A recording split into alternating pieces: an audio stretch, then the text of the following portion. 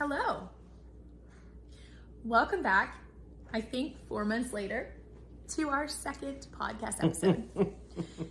So we started our podcast during football season. We had a grand plan. We called it Whit Family something. I don't like, is that bad that it's been so forgotten in our minds that I don't remember the title of the podcast? Today is January 15th, and we are home for Martin Luther King Day. We got a sleeping baby, a sleeping dog under here. We were just filming a YouTube update for our channel, and we said, hey, while we're here, let's film a podcast. We got a lot to talk about, a lot to update on. You're going to see children walking by. You're going to hear crying, probably. But yeah, welcome back. For those of you that are new, which probably everyone is since we only are on episode 2. My name is Abby. And I'm Brenton. And we are parents to 5 wonderful children. What were you doing that for? 5. Oh, 5. Okay. 5. And let's see. We are, he is a head football coach here in the state of Texas. I am a health coach. I was a teacher for 12 years, and we decided that having 5 kids, some of whom have higher needs than others, I needed to be home. So I work from home and I love it. And this little one is very spoiled because he is the first child that You've been home to I raise. have been home to raise. The rest All of them have of been to ours have been to daycare. So anyways, low battery, what's new? We only have 10%. This can't be that long of a podcast. Okay. It'll be just fine. All right, what are we gonna talk about? Faith family football has kind of always been like the mode of our lives, and so that's what I wouldn't call us experts, but that is what we know. That is what we know. That's what we do. That's what we do. I've talked too much. You talk for a little bit. What do we want to start with? Whatever's on your heart. Whatever's on my heart. Let's start with faith. Okay. Have you been doing any personal reading? I have. So I've been, there's a couple of books. Well, for one, I actually ordered this Bible in 1 Year journal off of the Friday Night Wives football page. Ainsley, sweetheart, do you need something? My mom brain can't focus when I see like children's heads popping in. But I ordered this Bible in 1 Year journal off of the Friday Night Wives page. It's super cool because it allows you to chronologically go through. So a lot of the other ones I've done have been like one Old Testament, 1 Psalm, 1 New Testament. This one just goes through starting in Genesis, and I think you read like an average of 5 chapters a day. Okay. And so I just started that recently, and so I need to be more consistent in it. I feel like when the kids are in school and I'm in my routine with that, I do really well, but they've been home a lot lately, and so for whatever reason, Christmas break, and then it's just been a challenge. Having a 3-day weekend. You know, I set out like every day in January, like, you know, I'm gonna do it. And I have not been perfect at it by any means. So I've been loving that.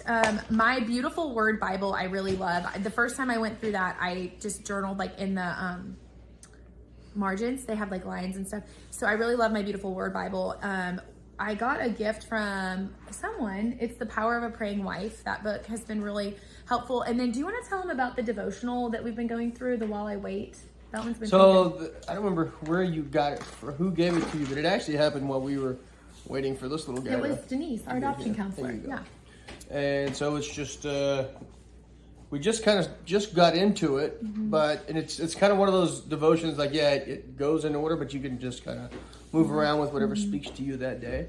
So we're kind of starting that journey together. Yeah, Denise Dietz, While I Wait. That's a good resource. If you're in a season of waiting, which I'm guessing a lot of you are coaches' families, if you're listening to this podcast, go check that one out. That's good. We should link it below. Yeah. We'll link those.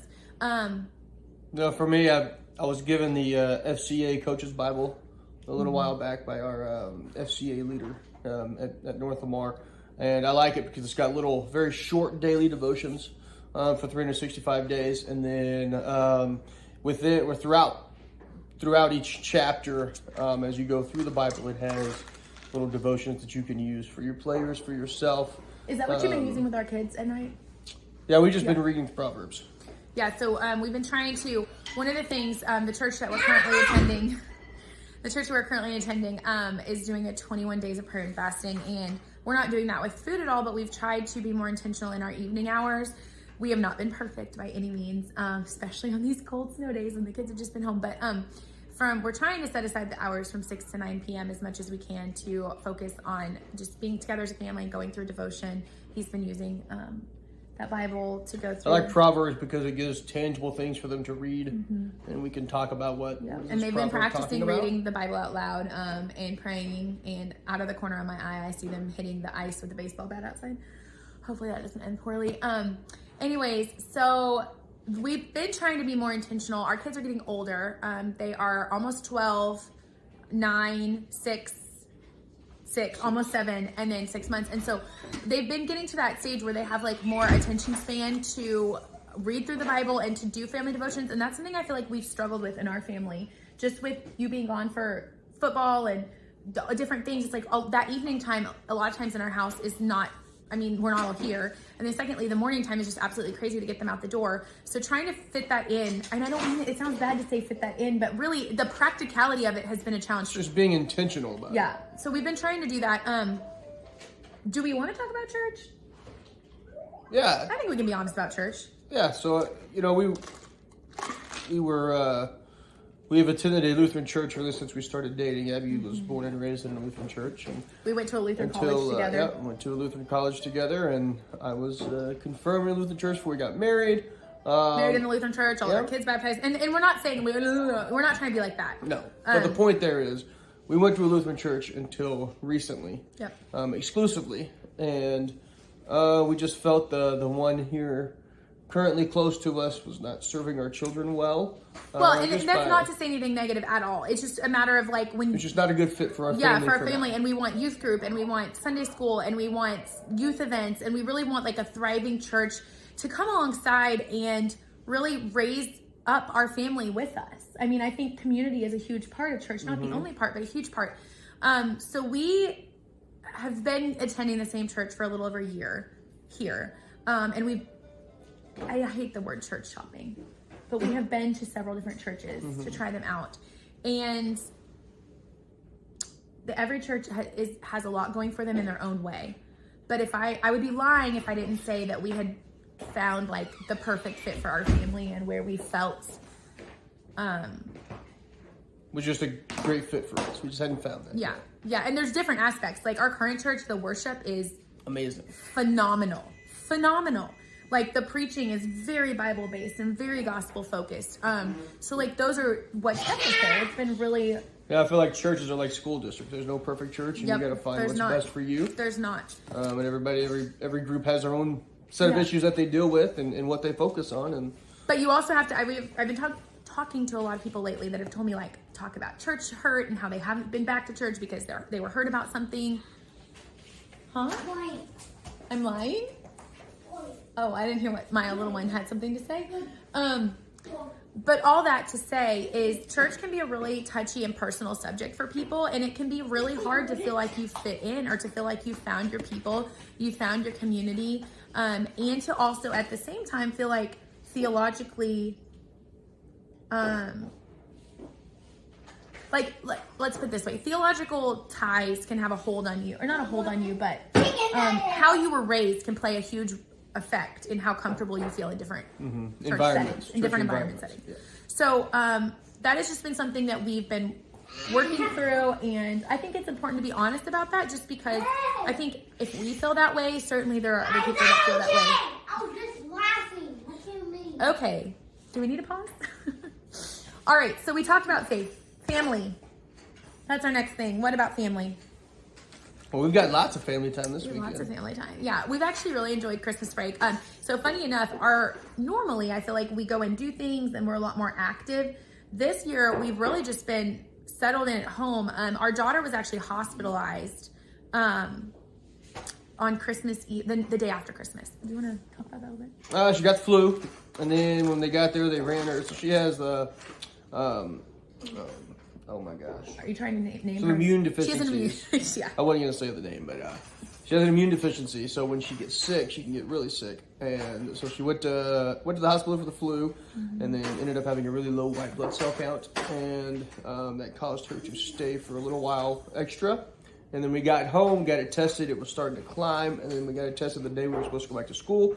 And it had dropped again. So we are currently told to stay away from crowds, stay away from people. Yeah, she hadn't even been able to go to school.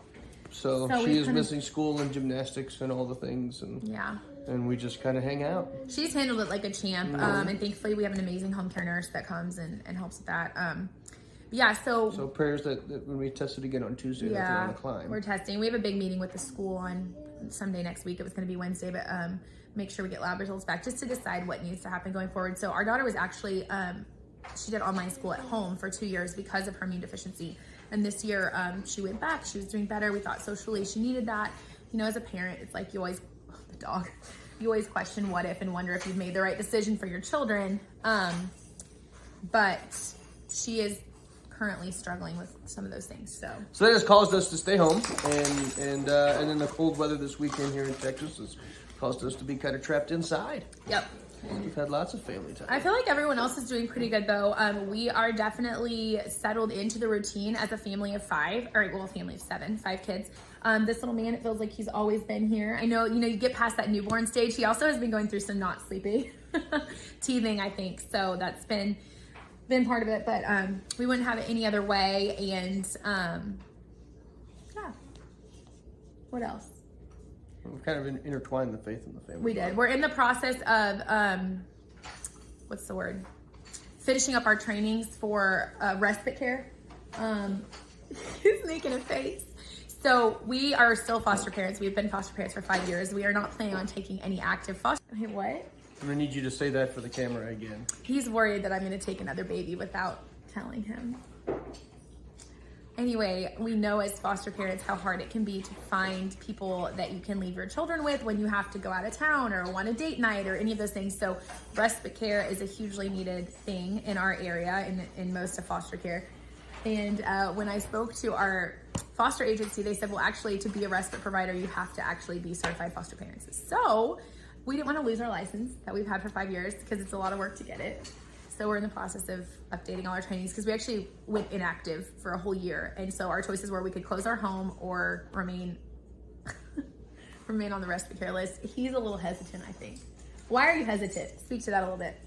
Because 5 is enough. We've done 6 and that was tough. Well, okay, we did do 6, but that situation was tough. I don't think it was the number. I think it was the situation. Still, we're good with 5. That's why. So you don't have it in your heart to help with respite care? Just hesitant that that's going to lead you to have a desire to do more than respite care. Hey, he told me if I was IPD with Optavia, we could have a 6th kid. Did you say that? He said a long time ago. Whatever. We are happy as a family of 7. We're just kind of shooting the breeze here. But okay, football. So this is a fun time of year. Season's over. It's been over for a while, and so this kind of, as soon as the season initially ends, you have all of your time where you reflect on the season and how did you do compared to what you think you should do, and then you kind of make staff adjustments if you need to. Luckily, I've got a really good staff that I don't think he has the most amazing I don't staff. think right now I'm going to lose anybody. It would be tough to adequately replace them if we did. But now, it's been about 2 months. Yeah, because since we didn't make the playoffs. There were other people still playing, but we were didn't done make in the playoffs. November. We came up 1 game short. We had a chance if we'd have won the last game, we'd have made the playoffs. We did not. We played possibly our worst game of the season when we needed to play our best game last night. Yeah, What? like the Cowboys. It literally watching the Cowboy game last night. I'm like, that was us this year. So season didn't end the way we wanted to, but progress we've made in 3 years here has been pretty phenomenal. It was obviously as a coach you want to win and you want to see that success. And you want your kids to feel that success, and it was nice this year. It's kind of funny to say this, but we had this conversation in the office. It was nice this year to be disappointed by losing. Yeah, it was our first year. You could expect that. When I first got here, we were excited to score a touchdown, much less win a game. Yeah, come off a 18 game losing streak or 14. So it's definitely been a lot of progress, and in Texas we redistrict every 2 years, and that happens on February 1st, and that's going to tell us a lot of where what our next path is for the next 2 years in our district. If we've got predictions where we go completely opposite directions, and that's the beauty of the UIL is you never know what they're going to do. So we're going to figure that out on February 1st. But we're optimistic that we can continue to climb and grow and keep moving this program forward, and hopefully to do stuff that has not been done around here in a very, very, very long time, which is go to and win a playoff game. So that's the goal next year. This time of year is you're now getting into clinic season.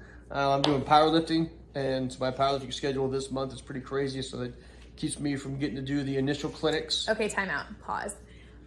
Coaches' wives, because I know you're listening to this, you get used to your husbands being gone during football season, and I am literally not complaining because I have other coaches on staff whose wives are by themselves because it's basketball and baseball and track, and powerlifting is like the least time intensive of everything. But January, our powerlifting schedule has been crazy, and he's been gone a lot, and I'm not used to that anymore because he's been home for 2 months.